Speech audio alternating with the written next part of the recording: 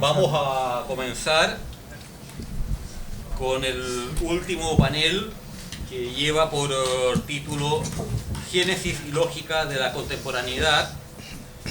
Esto debe ser el trabajo más fácil de mi vida porque tengo que presentar gente que no necesita presentación. El panel está formado por Elías Palti, quien es investigador del CONICET y además trabaja en la UBA y en la Universidad Nacional de Quilmes. Va a presentar el tema Historia, Sujeto y la desustancialización contemporánea de los conceptos. El trabajo de Elías Palti es de los trabajos, yo diría, por lejos más prestigiosos y conocidos de Latinoamérica sobre las materias de historia conceptual, historia intelectual, etc. Y yo diría que su último libro, Arqueología del Poder, dentro de la temática es también de lo más relevante que se ha escrito. Tenemos después al profesor José Luis Villacañas de la Universidad Complutense de Madrid, quien va a presentar por una historia conceptual de la contemporaneidad. También el trabajo de José Luis Villacañas es sumamente conocido, es un trabajo sumamente extenso, realmente sumamente prolífico, y quisiera destacar que además se le otorgó hace muy poco el premio Unamuno del protestantismo al profesor de Villacañas. Y bueno, cerramos con Claudio Ingelfron, que no creo que sea necesario que diga nada sobre él, quien va a presentar la legitimidad histórica de la lógica populista. Entonces, parte primero Elías Palti, luego José Luis Villacañas y luego Claudio Ingelfron. Bueno, me toca a mí, ¿no? Bueno, en primer lugar quiero agradecer la invitación a Claudio y a todo el equipo acá de la maestría en Historia Conceptual de la UNSAM, que realmente hacen un trabajo extraordinario y bueno, me alegro mucho de mantener el vínculo con este grupo, que es un grupo intelectual notable y además ya creo que somos un grupo de amigos también, ¿no? Bueno, voy a apurar porque sé que el tiempo es tirano, como suele decirse. Así que, bueno, voy a exponer esto, tratar de hacer entrar en 20 minutos esto como pueda. Y voy a empezar, como dice el título, en realidad voy a retomar algo que dijo ayer Falco, ¿no? Respecto de las transformaciones que, bueno, él nota en el Guégué que aparecen estas transformaciones en el siglo XX, los conceptos, cuando él señala que muchos de los conceptos que analizara Koselleck dejan de ser conceptos políticos y sociales fundamentales, y él dice que se convierten en categorías discursivas, ¿no? Y que aparecen otros nuevos conceptos fundamentales.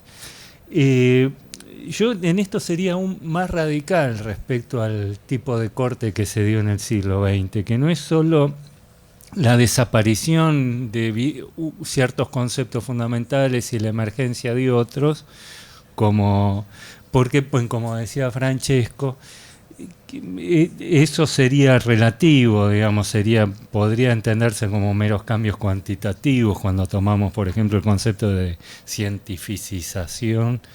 Uno podría rastrear esto ya en el siglo XVII, ¿no? Bueno, como decía, para mí lo que cambian no son los conceptos, sino algo de esos cambios que se observan en el Guégué, que se producen en el siglo XX a nivel de los conceptos, expresan un cambio aún mucho más fundamental, que es en el régimen de funcionamiento de los conceptos, que está asociado a una nueva concepción de la temporalidad. Y eso que llama un cambio en el régimen de funcionamiento de los conceptos tiene que ver con una desustancialización general de los conceptos. Lo que yo llamo se produce una suerte de reversión del Sattelsein. Esto lo voy a explicar muy someramente, esto primero, para concentrarme después en el concepto que estaría más en el centro del debate en esta mesa, que es el de pueblo, ¿no? Esto que voy a decir no lo voy a poder explicar, lo voy a enunciar nada más. Lo desarrollé en una serie de libros, ya hay artículos. Bueno, ¿qué es lo que cambia en el siglo XX, ¿no? cómo se produce esto que yo llamo la reversión del Sattelschwein, ¿no?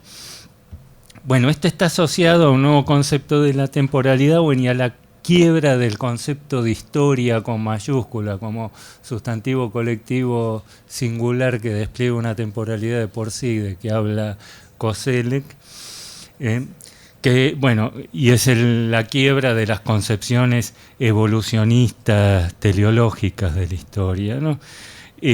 No es que desaparezca la idea de historia que se sigue invocando, pero ahora pierde todo contenido positivo, ya no habría nada que pueda predicarse de ella, es decir, ningún orden, lógica de desarrollo o fin supuesto hacia el cual ese desarrollo se dirigiría. Bueno, en esto retomo otra cosa que dice Falco, que podemos ver la importancia de la ciencia, pero no solo para el siglo XX, sino los cambios. Estos cambios son cambios que se dan de conjunto en el pensamiento occidental. La crisis del concepto de historia como sustantivo colectivo singular tiene que ver también, se puede ver también en cambios en los distintos planos. Creo que el más ilustrativo es el cambio que se da en la biología con bueno, se suele hablar de la filosofía del siglo XIX como organicistas, ¿no? Pero el concepto mismo de organismo cambia radicalmente en el siglo XX, ya no tiene nada que ver con el concepto de organismo del siglo XIX, ¿no? Aparecen las teorías neodarwinistas, bueno, es el redescubrimiento de Mendel, y a partir de 1900 Hugo de Vries plantea esta teoría de las mutaciones a nivel de las especies se produce de forma súbita, global y azarosa. Los cambios, de repente surgen nuevas formas de vida globales, y bueno, la selección en todo caso es a posteriori, pero no responden los cambios a nivel filogenético de las especies, no responden a ningún patrón genético. Bergson ya en esos años, en 1900 también, en la evolución creadora, dice el tiempo es invención o no es nada, ¿no? Y él da el ejemplo del ojo. El ojo no se pudo formar gradualmente por partes, ¿no?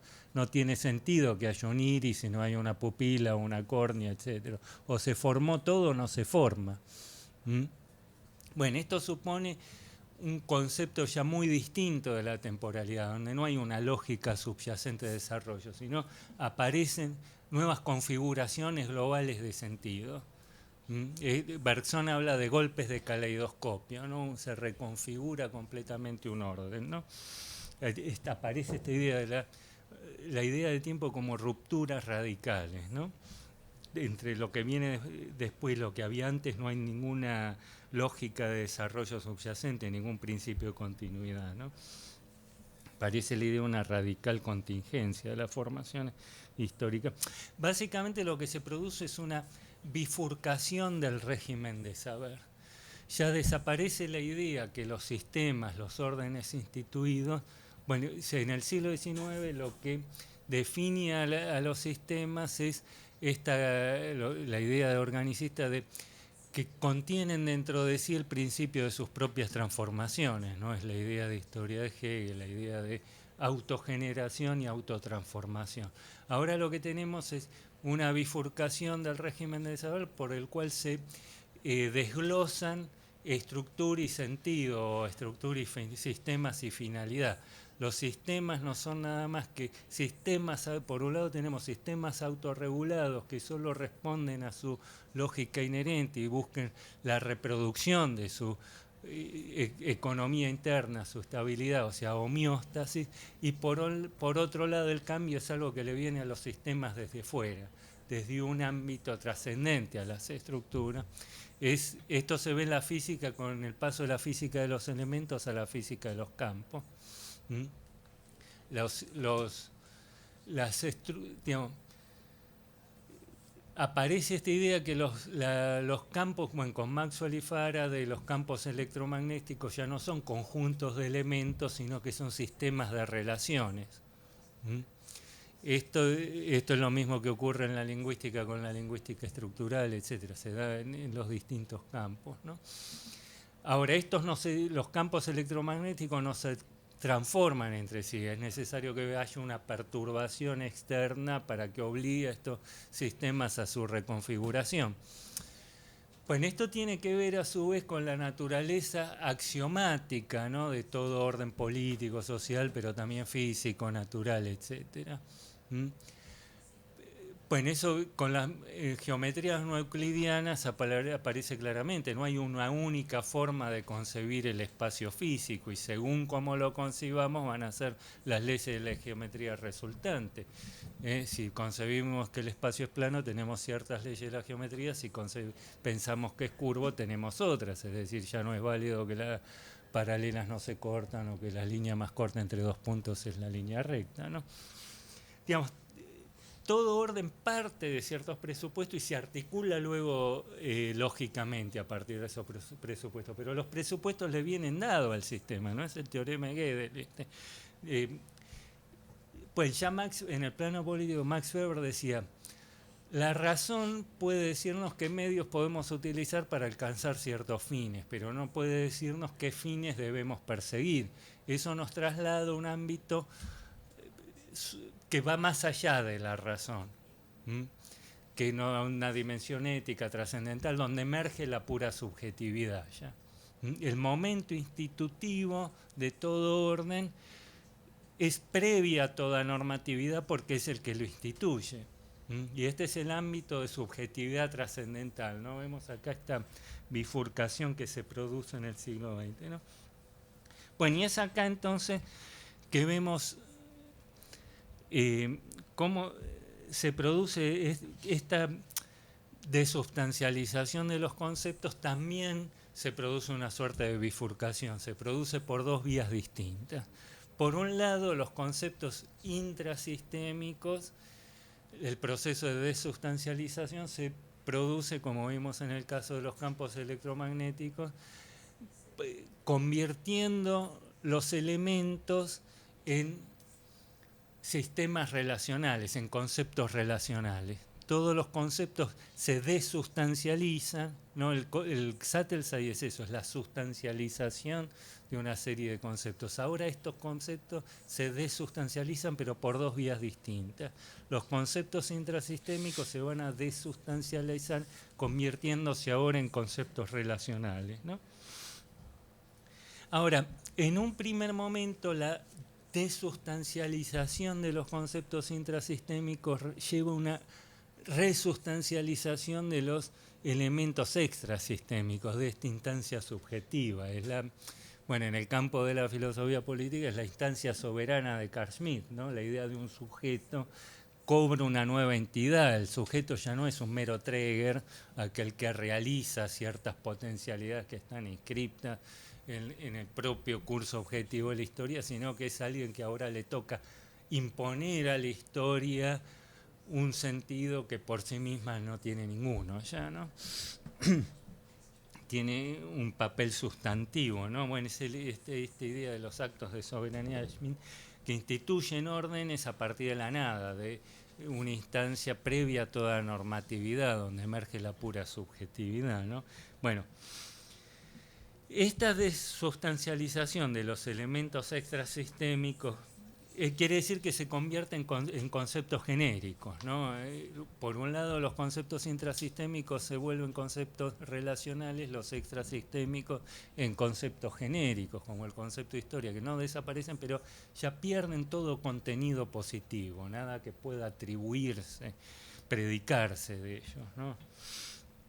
Bueno, ejemplos de esto aparecen en todo el pensamiento del siglo XX, ¿no? Como en Lefort la idea de democracia, de atopía de los valores, bueno, yendo al concepto de pueblo, el de multitud en Negri, o el concepto de justicia en Derrida, ¿no? Yo me voy a centrar en en el concepto de justicia de Derrida. Perdonen si me apuro, sobre todo la traductora, porque... Sí.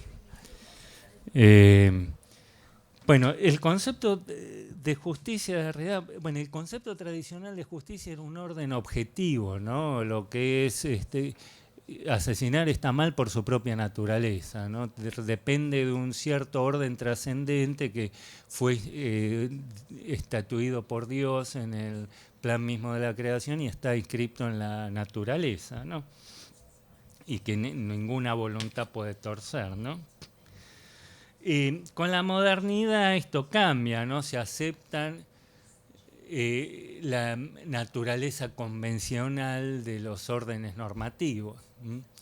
Esto que dice Foucault con la era de la representación, cuando las palabras rompen su vínculo natural con las cosas y se admiten como convencionales. También los órdenes jurídicos pasan bueno, esto tiene que ver con las guerras de religión, la quiebra de la unidad de la cristiandad, etcétera.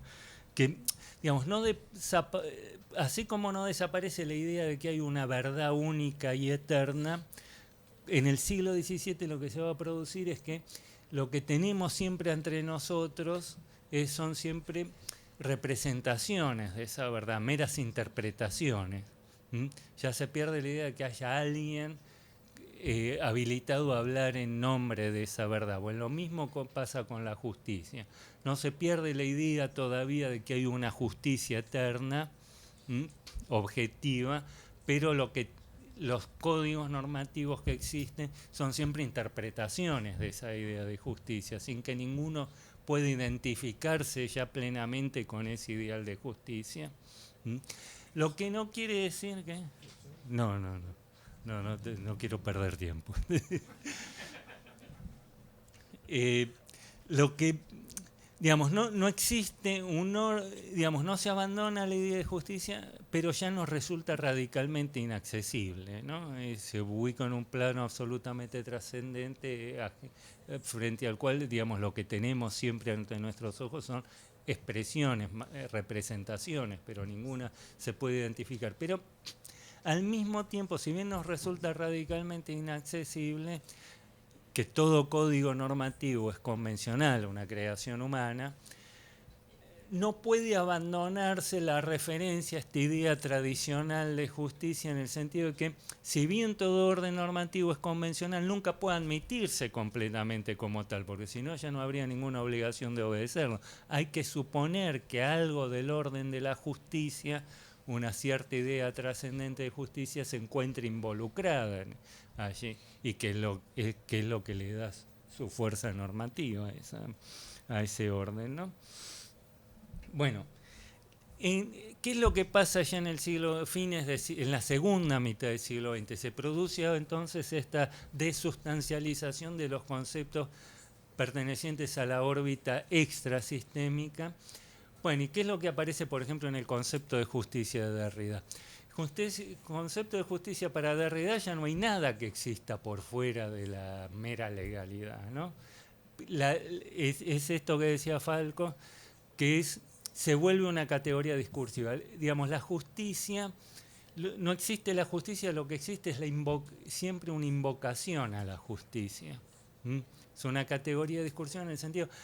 Pues lo que dice Derrida, nosotros siempre podemos invocar la idea de justicia, aun cuando sabemos que eso no existe, para impugnar cualquier orden normativo establecido. Por ejemplo, nosotros siempre podemos decir que tal medida es legal pero no es justa.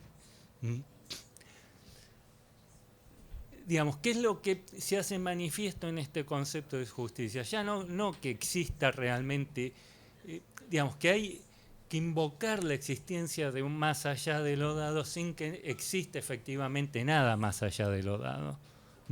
En última instancia, la idea de justicia no es nada más que el índice de la inconsistencia constitutiva de todo orden normativo. Que nunca ningún orden normativo puede constituirse plenamente como un orden, un sistema plenamente cerrado, lógicamente integrado, es decir, fundado en la naturaleza o en la pura razón. En última instancia es la manifestación de la naturaleza radicalmente contingente de sus fundamentos, ¿no? Bueno, entonces yendo, ¿cuánto me queda? 5. Bueno. ¿Pueden ser 6? Descontame estos que estuvimos discutiendo acá.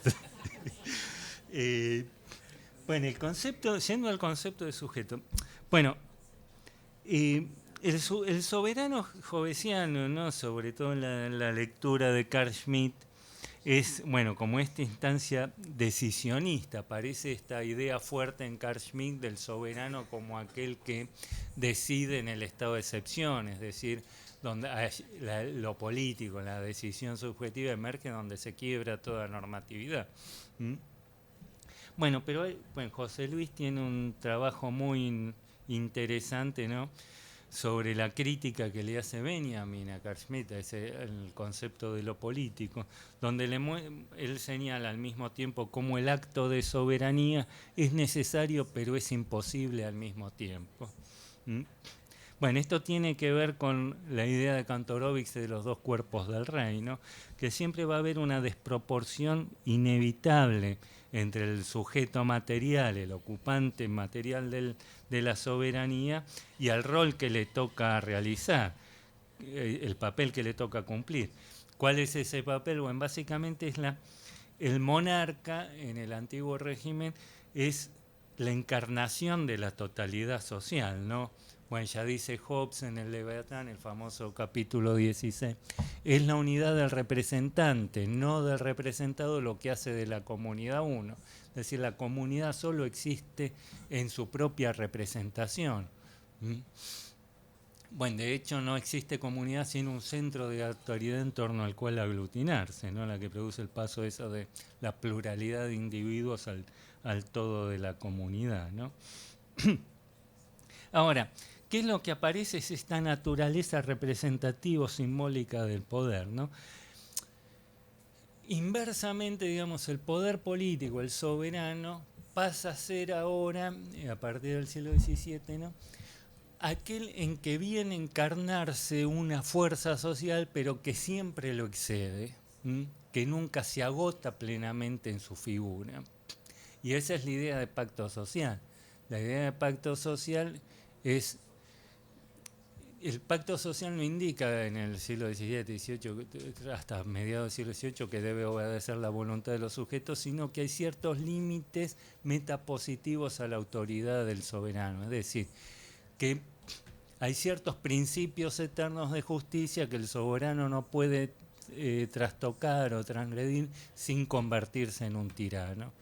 Bueno, la idea de pacto social, la idea de comunidad o pueblo no es nada más que el nombre puesto a todo aquello de la soberanía que excede a la propia figura del soberano, aquello que el soberano no puede transgredir, trastocar sin destruirse como tal. ¿Mm? Ahora, ¿qué es lo que se da? Digamos, esto es lo que podemos llamar el carácter sobresaturado del poder político, ¿no? Su incompletitud constitutiva. Toda representación supone un exceso, un residuo no representable, algo que siempre lo excede. ¿Mm? Y eso que lo excede es lo que lo funda, pero al mismo tiempo amenaza permanentemente con destruirlo, ¿no? Que es la idea de comunidad, ¿no? La idea de pacto, que se expresa en la idea de pacto, ¿no? Bueno, inversamente podemos hablar de el carácter sobresaturado del concepto de comunidad o de pueblo. ¿Mm? La comunidad, como vimos, solo se constituye en su propia representación, pero esto supone entonces inevitablemente la idea de la incongruencia constitutiva de la comunidad respecto de sí misma, es decir, que el principio de unidad que la constituye como tal le viene a la comunidad desde afuera. ¿Mm? Se quiebra que la constitución de la comunidad es el resultado de un cierto trabajo, no ese trabajo espontáneo de un sistema lógico inmanente, sino que se supone que hay una instancia externa al sujeto, a la comunidad, que es la que permite producir ese tercer término, que permite reducir esa pluralidad en el todo de la comunidad, ¿no? Bueno, esto quiere decir, bueno, este carácter sobresaturado en última instancia es la posibilidad del concepto de comunidad, porque todo solo puede constituirse al precio de destruirse, es decir, solo puede constituirse al precio de introducir una escisión en su seno que distinga gobernantes de gobernados. ¿Mm? Bueno, el campo de lo político no se articula a partir de ese doble exceso, digamos, el exceso de lo social respecto de lo político y el exceso de lo político respecto de lo social, que determina, bueno, este carácter sobresaturado tanto del concepto del poder político como el de comunidad o el de pueblo. Bueno, esta idea en el siglo XX entonces lo que aparece es, bueno, esta idea de que el pueblo no existe por fuera de su invocación, ¿no? Que nunca se expresa como tal, que alguien tiene que hablar en su nombre, que no existe por fuera de su invocación.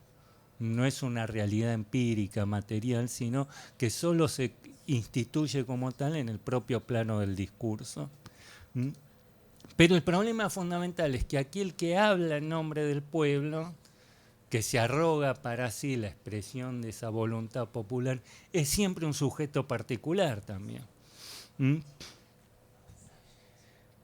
Es decir, es un sujeto particular, aquel que abre el nombre, que al mismo tiempo se coloca a fin de dar expresión a esa totalidad, se coloca en una situación, en una posición de trascendencia respecto de la comunidad. En última instancia, la idea de comunidad es, como decía Benjamin del Soberano en su discusión con Carl Schmitt, es un concepto siempre necesario e imposible al mismo tiempo. Es un concepto siempre fallido. Bueno, y creo que aquí vemos, y ya termino porque si no me echan, además porque lo tengo acá el Soberano schmittiano al lado. Que este no es imposible. Y este es más real que... Bueno,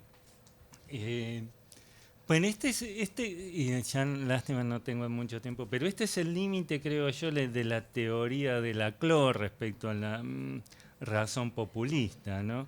Que en esta lógica equivalencial, ¿no?, que habla de la serie de movimientos tropológicos por los cuales se articula la figura del pueblo, es inevitablemente fallida, porque por en última instancia es inevitable, imposible eliminar el carácter particular de ese sujeto que se arroja la expresión de la representación, la expresión de esa totalidad social, la que por lo tanto siempre es contestable. Digamos, el verdadero problema no es cómo se constituye la figura del pueblo, sino el problema implícito, negado, pero nunca elaborado en Laclau, es, digamos, para poder constituir esa totalidad social al pueblo como figura, es necesario que se instituya un cierto lugar social como un lugar de la verdad, allí donde la sociedad se vuelve transparente respecto de sí misma.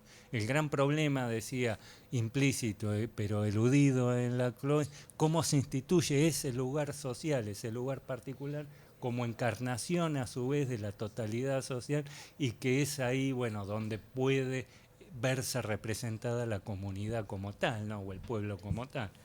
Bueno, sigue esto, pero creo que por una razón de salud mejor lo dejo acá.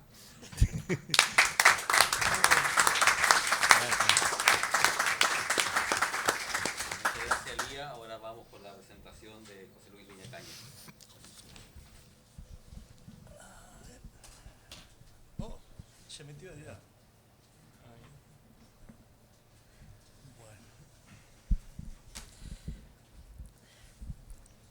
Buenas tardes,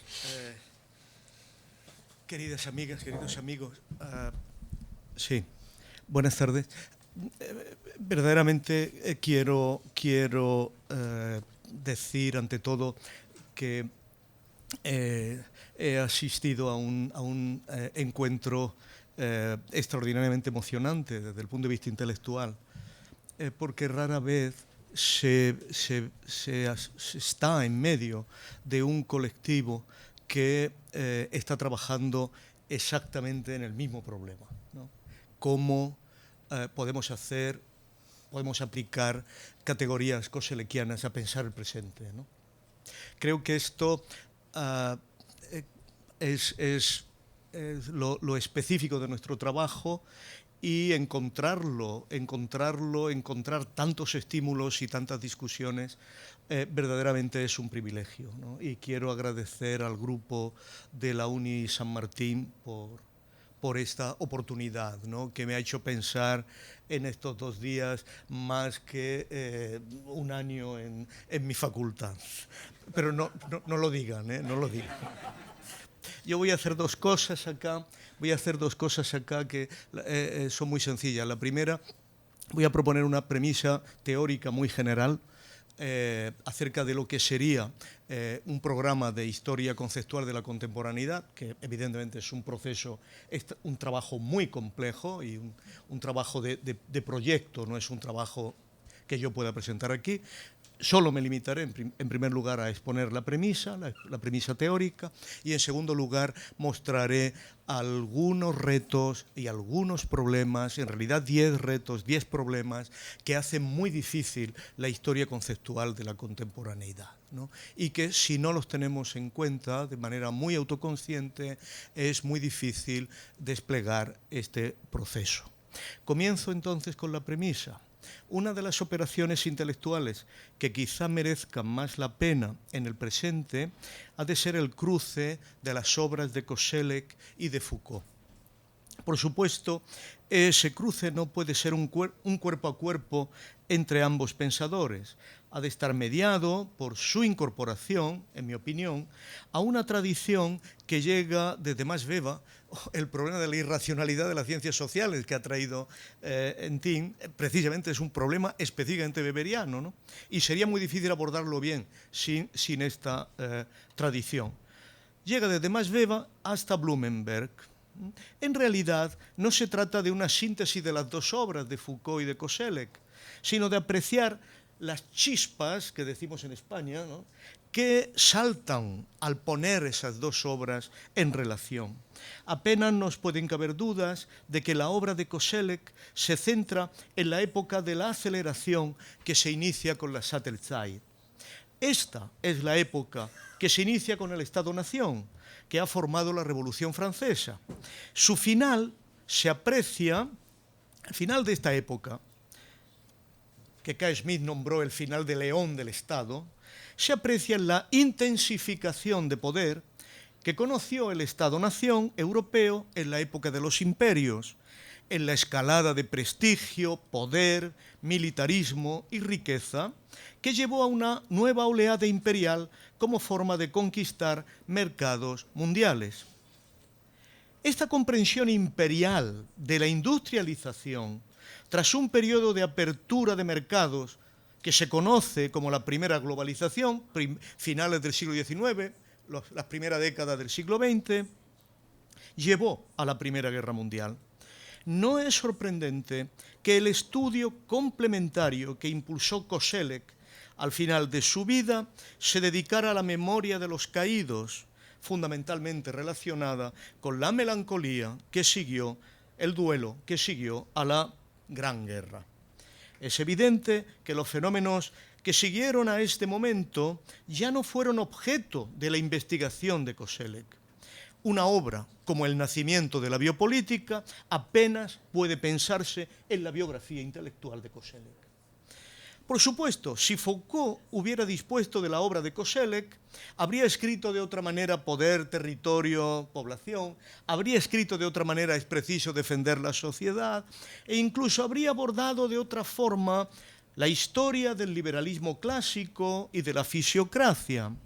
Incluso la construcción de las palabras y las cosas podría haber organizado de manera diferente eso que él llama la episteme moderna, ¿no?, la época de las ciencias humanas, que en el fondo tiene que ver con la gubernamentalización plena del Estado que se despliega desde la interpretación doctrinal del constitucionalismo, ¿no?, que no es puramente constitucionalismo, sino una interpretación doctrinal del constitucionalismo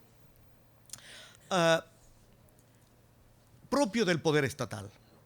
Los estudios genealógicos sobre ese pasado de nuestro presente podrían fácilmente reconciliarse asumiendo las 2 tradiciones y asumiendo la obra de los 2 pensadores. Lo decisivo de Foucault y lo que le ofrece una importancia, a mi modo de ver, mayor, es que siguiendo a Kant, asumió el ideal ilustrado de hacer una ontología del presente, y eso le llevó a prestar atención a los momentos de ruptura entre presente y pasado. Koselleck no está tan interesado por el futuro, porque le interesa mucho más estabilizar la aceleración con la memoria compensatoria de su origen. Lo específico de Foucault es que supo leer el futuro en el presente y adivinó que con la biopolítica todo adquiriría una temporalidad nueva. Creo, sin embargo, que la historia conceptual es una genealogía más potente que la de Foucault y una sistemática de raíz neokantiana, en mi opinión, más precisa y compleja.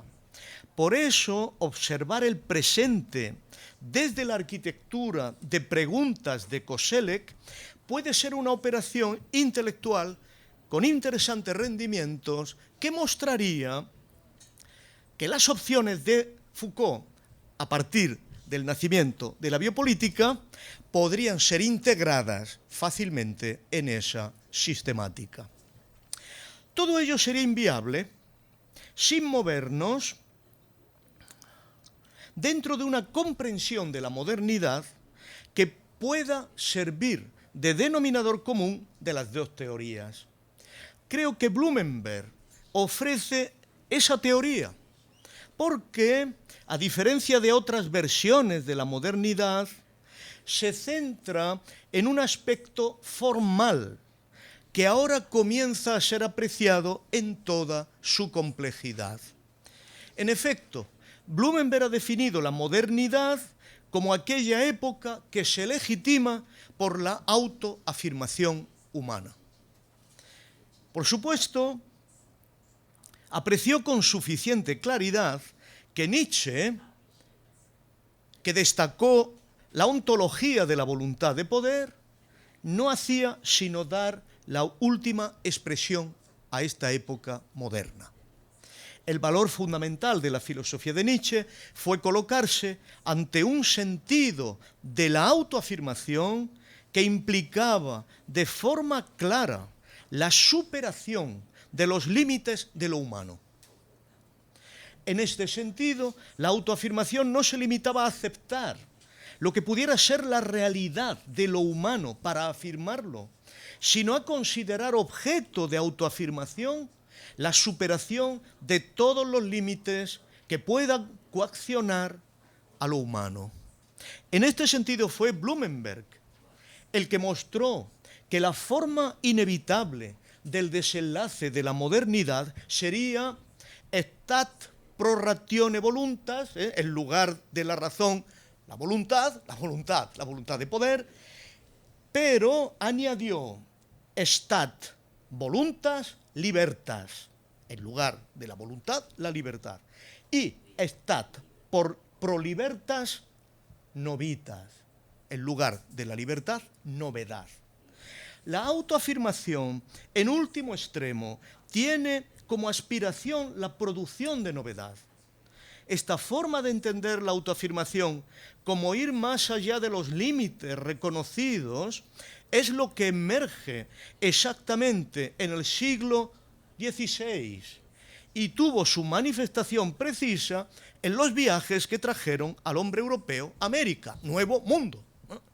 Novitas, real, en la medida en que no hay ningún texto de la autoritas antigua que pudiera nombrar este mundo. Desde esta perspectiva podemos considerar la modernidad como la época definitiva. Todo lo que venga después será un anhelo de novedad, será restaurativa o impulsará hacia un nuevo futuro, pero será anhelo de novedad. No es fácil que de la modernidad emerja la voluntad de recuperar un sentido preciso de lo antiguo. Nietzsche comprendió que el único horizonte utópico, una vez que se había declarado este impulso de autoafirmación, era el eterno retorno. algo que a todas luces era severamente humanista. Pero este eterno retorno era incompatible con lo sobrehumano que constituía su aspiración más profunda.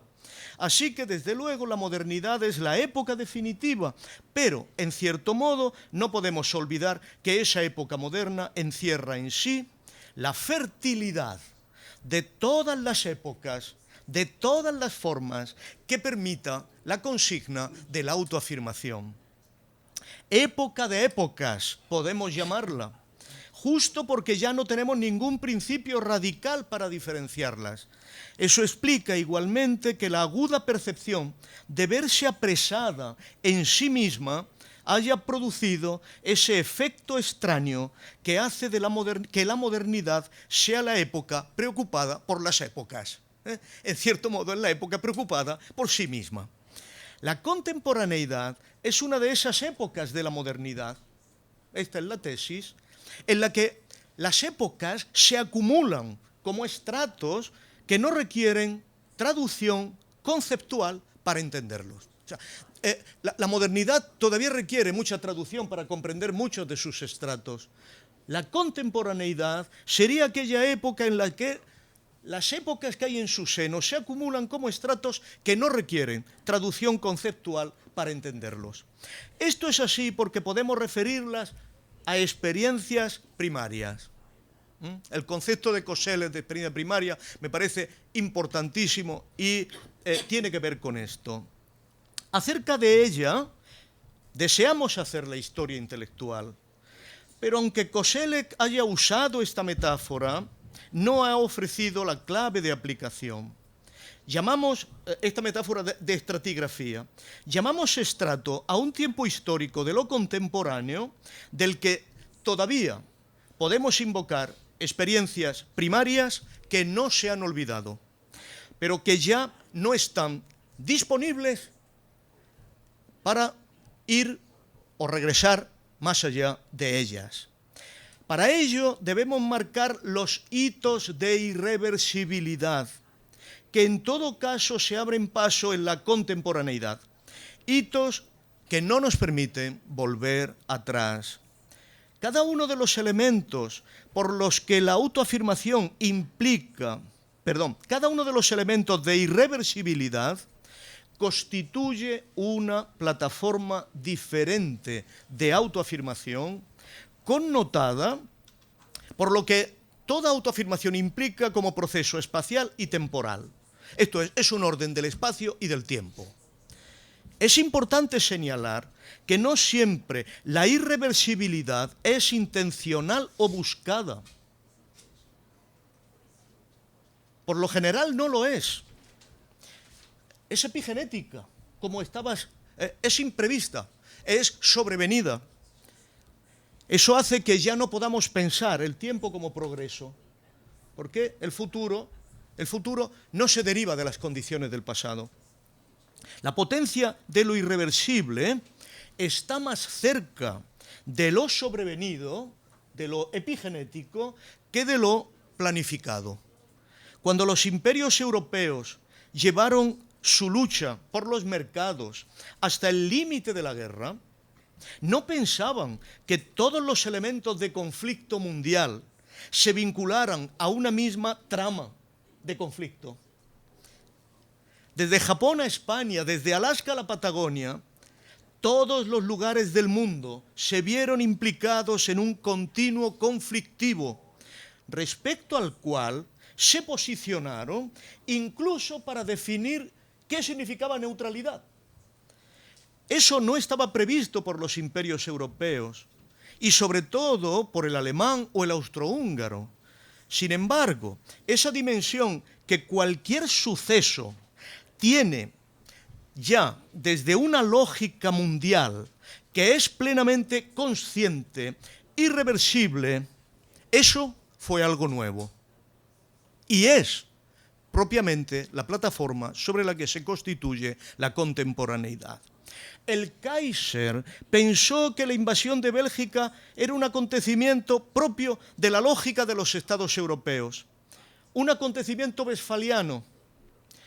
Eso determinó algo tan importante como el reconocimiento por parte del Estado Mayor alemán de que en efecto se habían violado las leyes y costumbres de la guerra, en forma del Jus Publicum Europaeum, por el hecho mismo de haber atacado sin declaración previa de guerra a un Estado neutral.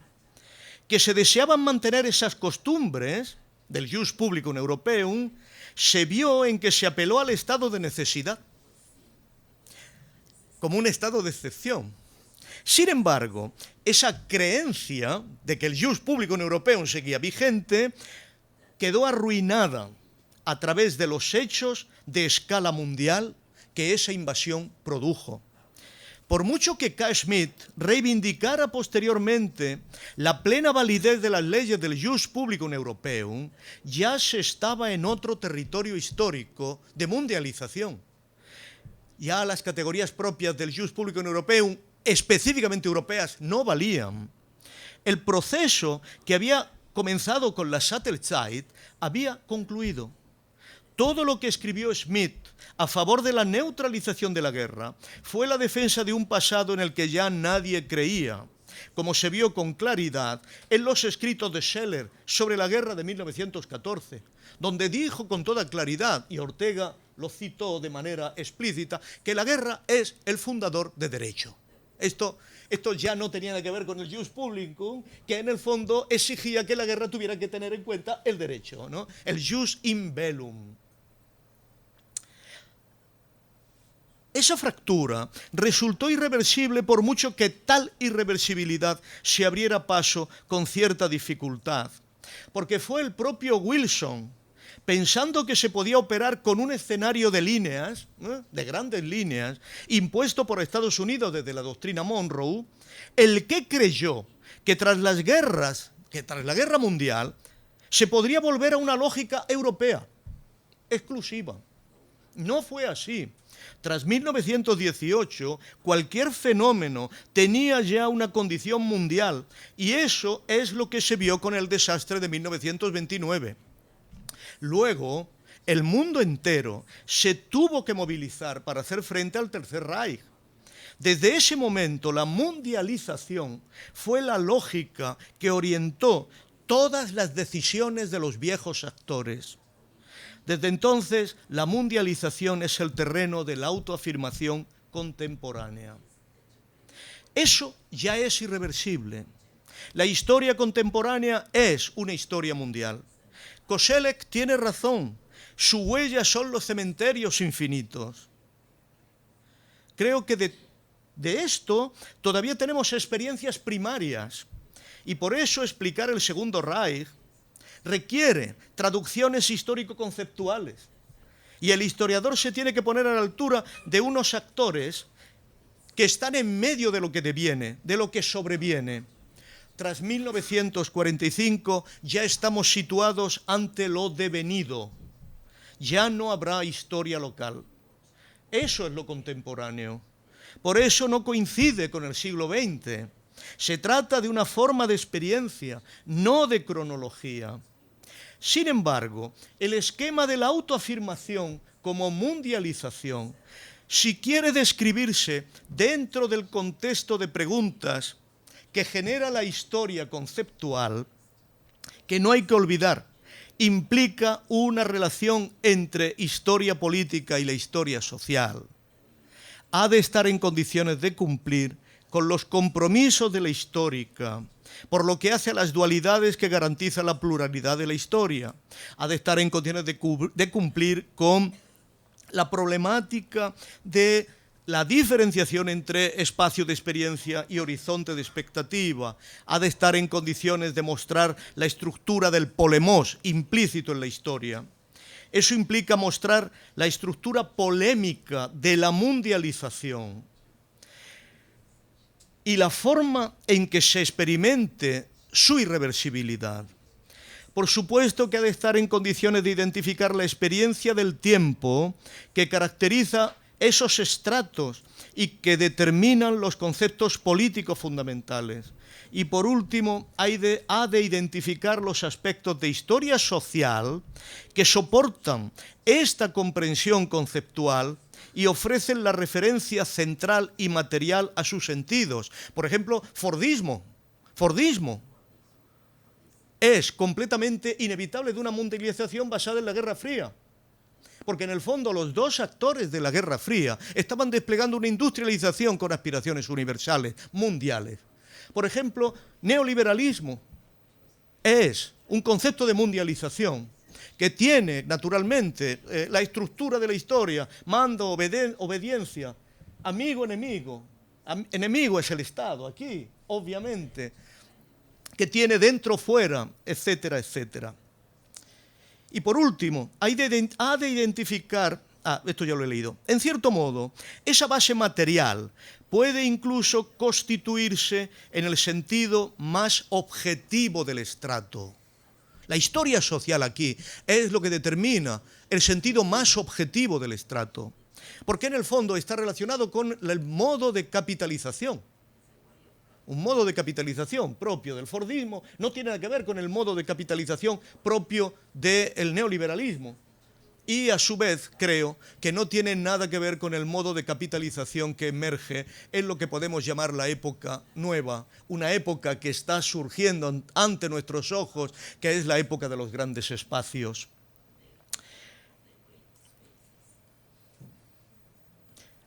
Lo importante es que el conjunto de esos estratos, en la medida en que producen experiencias primarias para cada uno de nosotros, que hemos pasado por el Fordismo, hemos pasado por el neoliberalismo y estamos entrando en la época de los grandes espacios, y justo por tener experiencias primarias, constituye lo contemporáneo. Todo lo que siga desde aquí es altamente hipotético y tiene una estructura fenomenológica en la medida en que, como digo, está soportado por experiencias primarias que se pretenden ordenar temporalmente. Esto es algo que Husserl sabía que es muy difícil. Pero ya implica plantearnos una necesidad que no estoy seguro que sea la de Koselleck, pero sí la de Foucault. Pues no estamos haciendo historia de realidades de las que, al carecer de experiencias primarias, tengamos que traducir fuentes cuyo significado inmediato no nos están accesibles. No aspiramos a identificar lo que fue operante en el pasado y así poder explicar lo peculiar de algo que ya no es una experiencia primaria. Tenemos que organizar un tiempo histórico que, por su densidad, no podemos entregar a esas experiencias primarias, pero tampoco podemos prescindir de ellas. La necesidad de ese trabajo es que esas realidades participan de una temporalidad compartida. Compartimos Fordismo, compartimos neoliberalismo y compartiremos esas dos realidades cuando entremos de forma llena, como yo creo que estamos en la época de los grandes espacios. Pero, a pesar de compartir esas temporalidades, esos estratos, son temporalidades diferentes. De ahí que sea preciso un trabajo histórico-conceptual cuya finalidad es organizar esa temporalidad estratificada de un modo que podríamos decir complejo, mediante una teoría, que esto ya no me da tiempo, de constelaciones, pero lo dejaré ahí. La necesidad de impulsar esta operación está relacionada con nuestra necesidad de organizar una representación capaz de orientar nuestras posiciones políticas ante el presente y, por lo tanto, tiene una clara dimensión práctica, como pretende la historia conceptual al recordarnos que cada uno de nuestros conceptos, sustancializados o desustancializados, son índices y factores, son teóricos y prácticos. Gracias.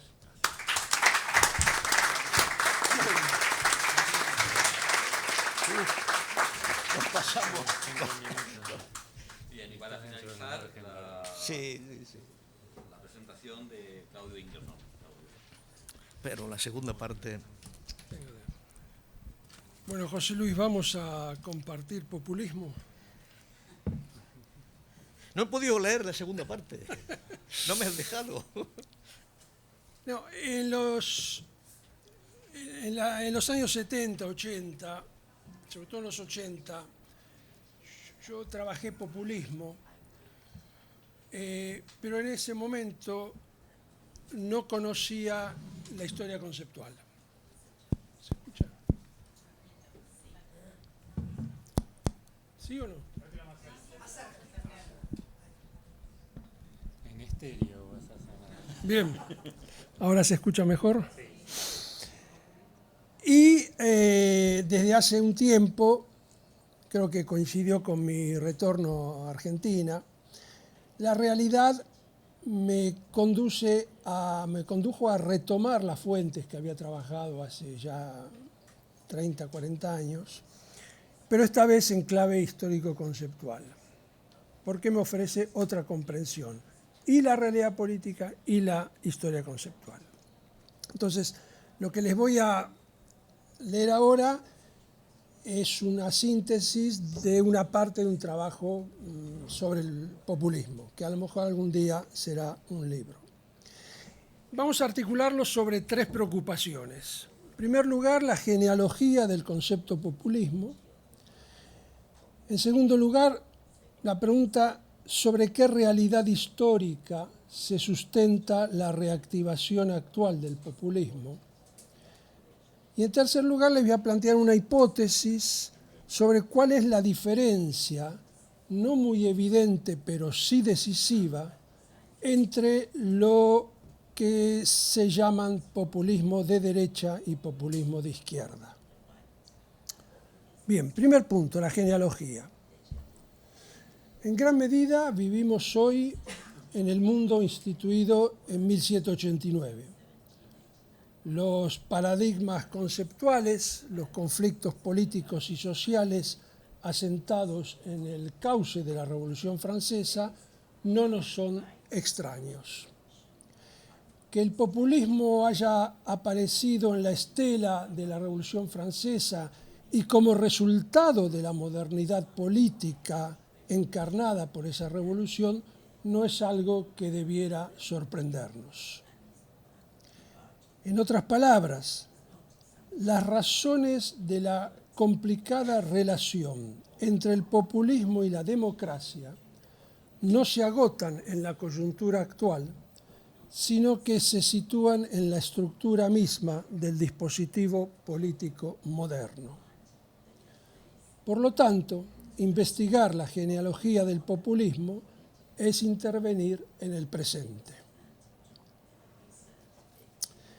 Es un movimiento un gesto de investigación en buena medida a contracorriente, porque la tendencia dominante es hoy tratar el populismo en los marcos del período que se inicia aproximadamente a mediados del siglo XX, un tiempo corto, pero que en esta interpretación dominante no impediría la inteligibilidad del populismo.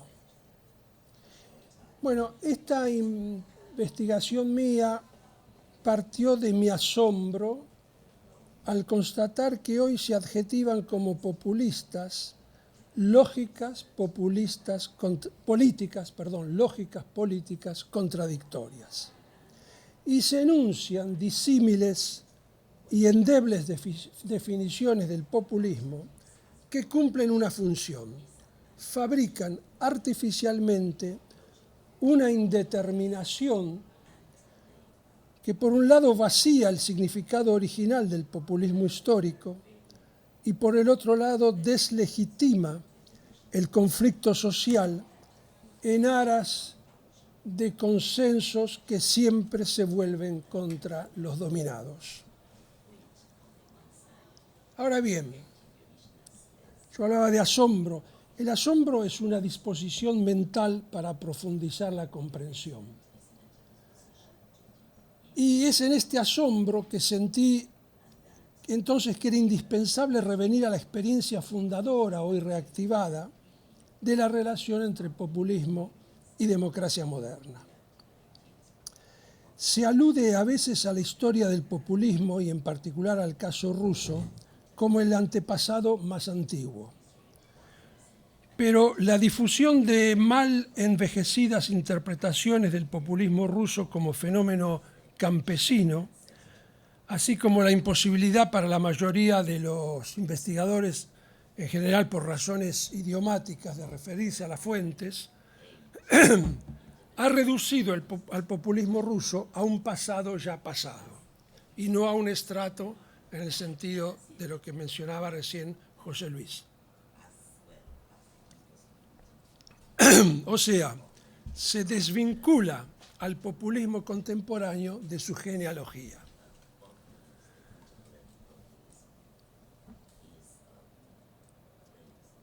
En este retorno que operé hacia el populismo, descubrí una situación que no había visto antes, que no está muy alejada de la actual. Hoy se habla de populismo de derecha en referencia a lógicas políticas conservadoras o reaccionarias, religiosas, nacionalistas, y populismo de izquierda se lo llama a movimientos antiliberales que apelan a la insurrección mental y política no de una clase sino del pueblo. Pues bien, en la Rusia del siglo XIX, un movimiento conservador, religioso, nacionalista, monárquico como el de los eslavófilos, defendiendo valores como el Estado apolítico del pueblo, reclamó ser reconocido como populista. Mientras tanto, los que ya habían sido llamados populistas y reivindicaban esta apelación eran los revolucionarios antiautocráticos, socialistas, constitucionalistas, republicanos.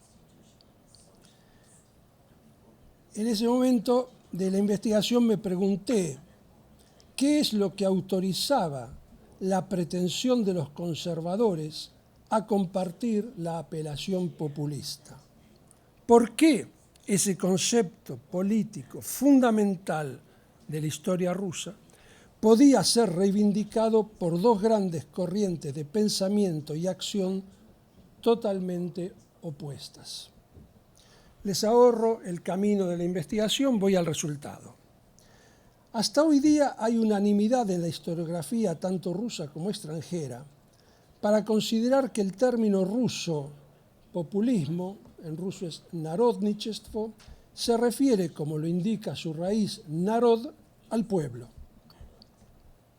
En consecuencia, la atención de los investigadores y comentaristas se orientó hacia la descripción de la relación que las diferentes tendencias populistas rusas mantenían en las ideas y en la práctica con el pueblo.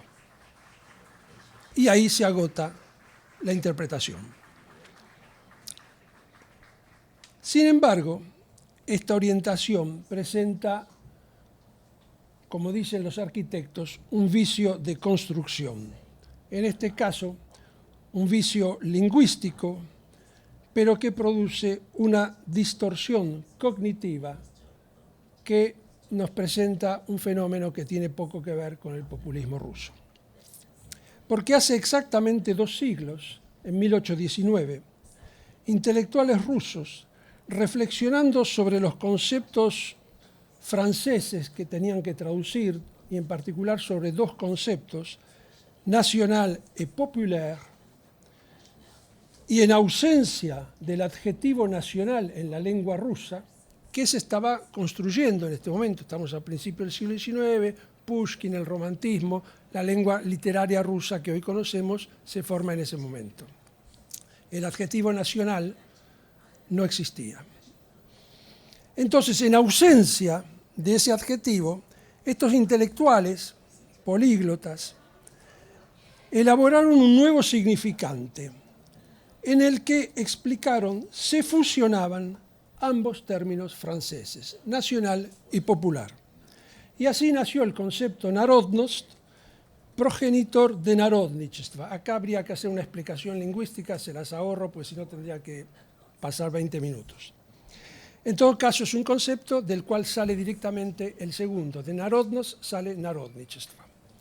O sea que este concepto, padre del populismo, nace de un diálogo con la cultura política revolucionaria francesa y bajo la influencia del romanticismo. Este significante era una novedad, pero se difundió rápidamente al ser oficializado en la famosa triada con la que la autocracia pretendió definir el ser del imperio ruso y lo que había que inculcar a sus sujetos: la religión ortodoxa, la autocracia y la narodnost, narodnost nacional popular. El objetivo del gobierno consistía en lograr una civilización nacional, o sea, un espíritu nacional popular en conformidad con las intenciones y las opiniones del gobierno. Como lo sintetizó Alexandre Koyré, lo cito, la fórmula era trinitaria solo por su forma. Autocracia era el término que tenía allí una importancia preponderante, mientras que los otros dos, sobre todo narodnost, solo tenían valor en función del concepto autocracia. El único significado del término era la fidelidad a la autocracia y al orden establecido. El único significado del término narodnost. Aquí tenemos sintetizada la fuente lingüística y conceptual del eslavofilismo. Pero la fusión lingüístico-conceptual NAKPOP en ruso es también la del socialismo ruso, que planteará abordar el ideal constitucional y socialista proveniente de Francia, teniendo en cuenta las características de la formación histórica propiamente rusa. Así, mientras que en la Francia del XIX y de la mayor parte del XX, en el corazón del discurso político figuraba el concepto clase, en la periferia del capitalismo central, el concepto pueblo ocupaba ese lugar central.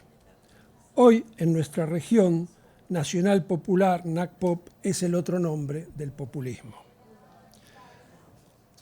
Segunda preocupación, la reactivación del populismo. En esta etapa de mi investigación surgió una segunda interrogación en clave histórico-conceptual.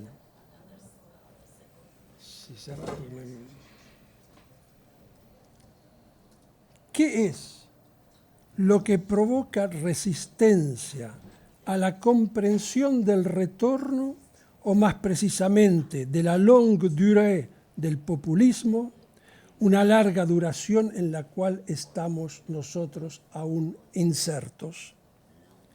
La ambición de esta interrogación me invitaba a reflexionar sobre lo que Koselleck llamó estructuras de repetición en el lenguaje y en la historia.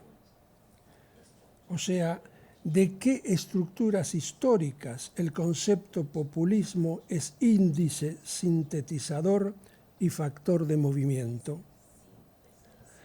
La génesis y el despliegue del populismo original respondieron a un régimen jurídico-político basado en estamentos formales, el más numeroso de los cuales, el campesinado, permanecía de iure y de facto en una situación de dependencia.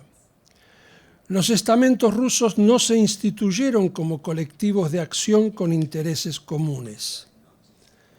La autocracia rusa había tomado un curso explícitamente antipolítico a partir de la Revolución Francesa y que solo abandonó junto con el trono en febrero de 1917. La autocracia llegó a prohibir la palabra sociedad. Se negó a cualquier posible representatividad, incluyendo la de la nobleza en el gobierno del imperio. Las revoluciones de 1905 y de febrero del 17 demostraron que los intereses de la inmensa mayoría de la población entraban en conflicto insoluble con la autocracia y una estrecha, muy estrecha base social. Los populistas primero, los bolcheviques luego, se hicieron eco de esta situación para señalar la diferencia con las sociedades occidentales que ellos veían como una estructura de clases con contornos definidos, conscientes de sus intereses solidarios y políticamente constituidas a través de sus propios partidos de clase.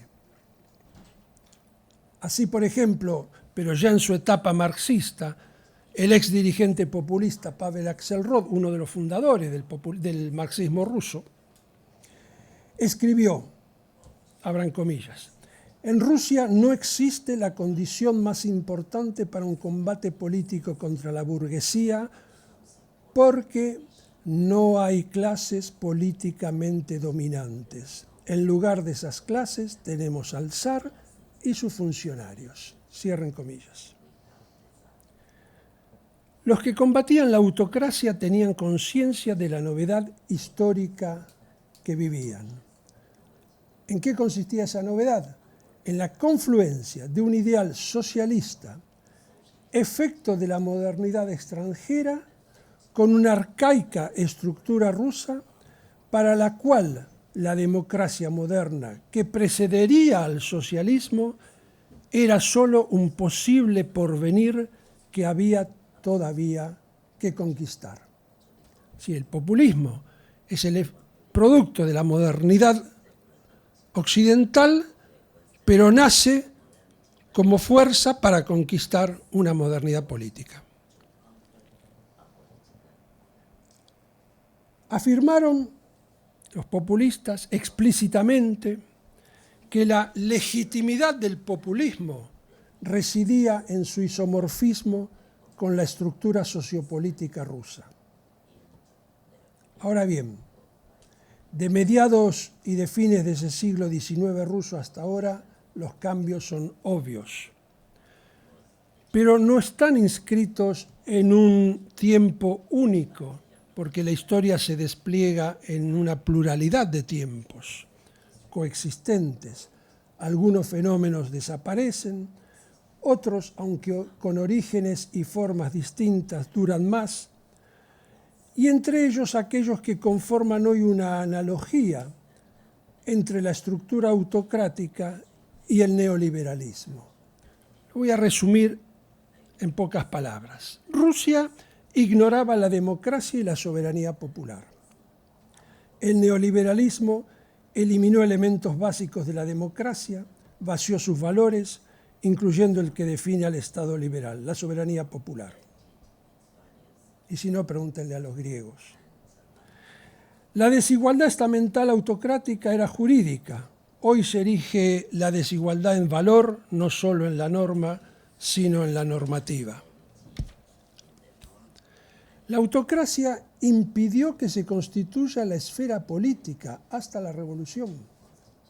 El campesino se compraba y se vendía. Hoy el homo politicus de la modernidad liberal, que ya estaba debilitado, fue derrotado y reemplazado por el homo economicus y se convoca al consenso mientras que se denuncia a la política. El zarismo instauró una dominación vertical que obstruyó las solidaridades horizontales. Bajo el neoliberalismo las clases sociales se desdibujaron, desaparecen para dar forma a otras constelaciones, mientras que se intenta impedir la constitución del pueblo en tanto sujeto colectivo insurgente que radicaliza la igualdad y la libertad, llevándolas del terreno político al social y superando entonces las premisas liberales. La analogía con la estructura rusa está a la vista.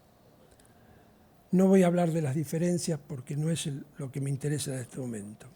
La voluntad antipolítica es común a la autocracia y al neoliberalismo. El estrato de significación del populismo ruso que se reactiva en América Latina es ante todo el sintetizado en el concepto Narodnost que fusionó nacional y popular. El fenómeno comienza en un momento cronológico no muy alejado a la última etapa del populismo ruso. Pienso en la herencia de la Revolución Mexicana y en la presidencia 34 al 40 de Lázaro Cárdenas, y se mantiene hasta hoy. La palabra populismo se expande con rapidez y su presencia es abrumadora.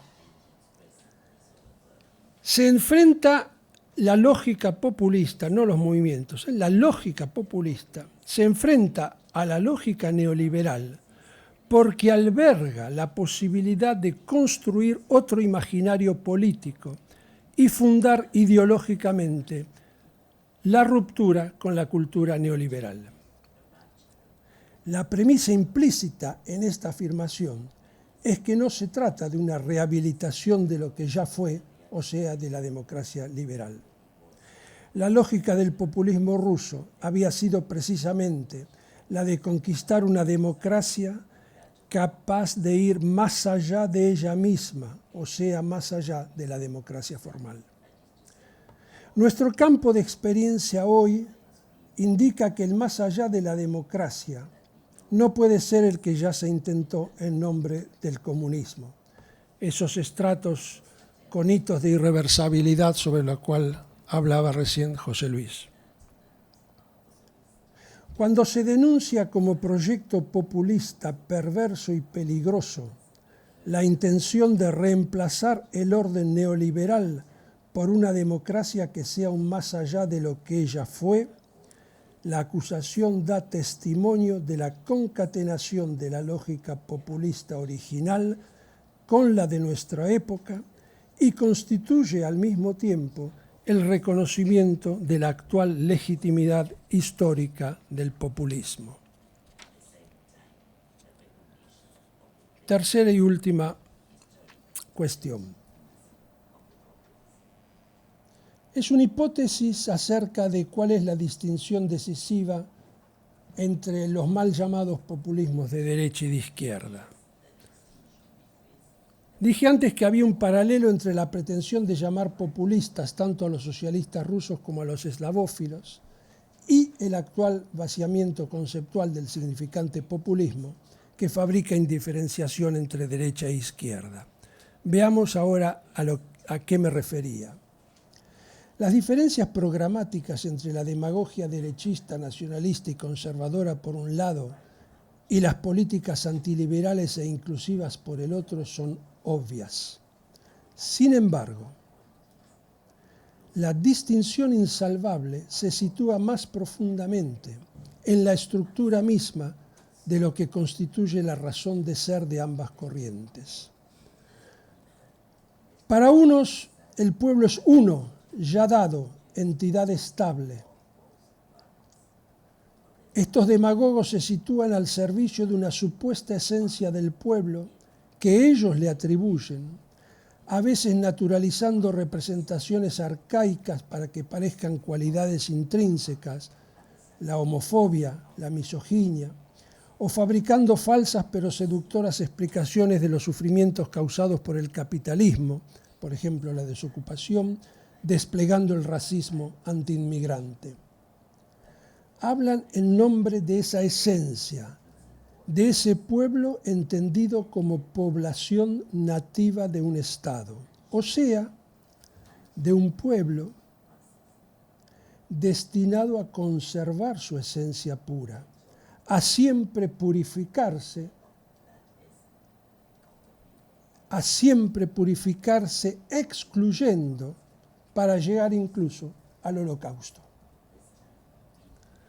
Los populistas rusos de los años 70, en hijos directos de la Revolución Francesa y de junio del 48, elaboraron otra concepción del pueblo, el de la insurgencia, el de los trabajadores oprimidos que en el acto revolucionario devenían pueblo, sujeto autónomo de la acción política por la libertad, la dignidad y la igualdad. Reconocieron, anticipando la bella y significante fórmula de Deleuze, la existencia de ese peuple manquant, pueblo faltante, porque el pueblo se construye y se deconstruye. El pueblo es un proceso La diferencia entre el pueblo como construcción no sin posible destrucción y el pueblo como ya dado es lo que separa sustancialmente el populismo de la tradición nacionalista conservadora. La identidad de la lógica populista reside en su concepción del pueblo.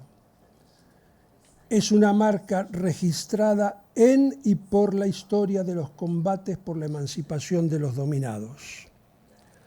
El uso acrítico del concepto nacido y templado en estas luchas por la democracia política y social impide la reelaboración de un imaginario democrático renovado, deslegitima la construcción del pueblo insurgente actor de ese imaginario y conduce a una distorsión cognitiva.